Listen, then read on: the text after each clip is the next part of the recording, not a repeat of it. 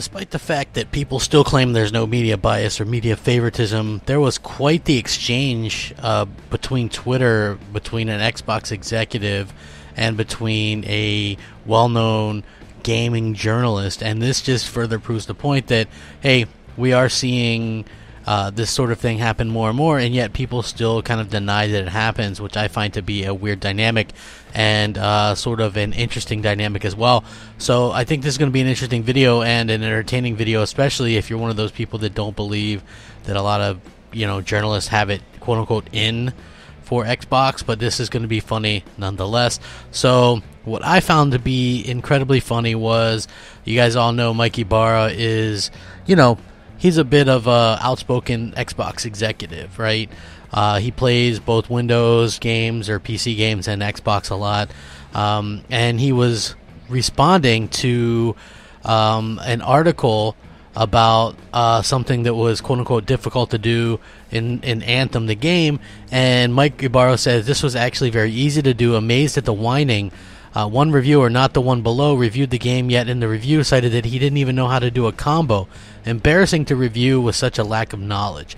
So I find that to be incredibly funny, because it looks like possibly the person that he was referring to might have been Jeff Gertzman, who responded, "Nice to see Xbox getting into the lol whiners get good market."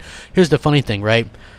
These critics, they're fine with criticizing everything, but the minute, the second, the millisecond that the spotlight is turned onto them for messing up or for not being accurate or being able to do simple tasks in games, and we've seen that before, the minute this happens, they freak out and go on the offensive, right? So because a reviewer wasn't able to properly do what they were supposed to do, and I'm talking about big site reviewers, man, not little pissant reviewers like me, right? I get it. I'm not great at games, but I don't sit there and work for one of these big sites claiming to be amazing at video games. I do okay at some games, but, as far as I'm concerned, I like the fact that Ibarra was out there saying stuff like this. It really proves some impressive points, and at the same time, what we see is that people are well aware that this is actually a problem, right? And, if you look at the comments in there, people are actually like, oh, well, this is a bit of a problem. If you can't play the games right, then what are you doing reviewing the game, right? Like, especially for some of these big sites, it's just absolutely ridiculous to see that these quote-unquote reviewers are out there reviewing games, and yet they have no idea what they're doing, and they have no idea what these games are even about.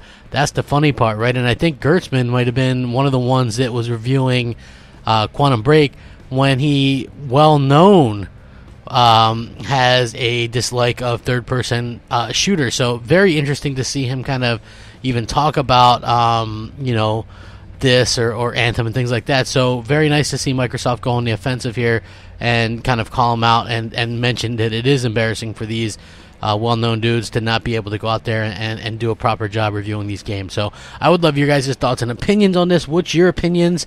Let me know. Sound off, rate, comment, subscribe. If you enjoy the content, like, share, all that great stuff. Rack 'em up. Have a great one. Crapgamer out.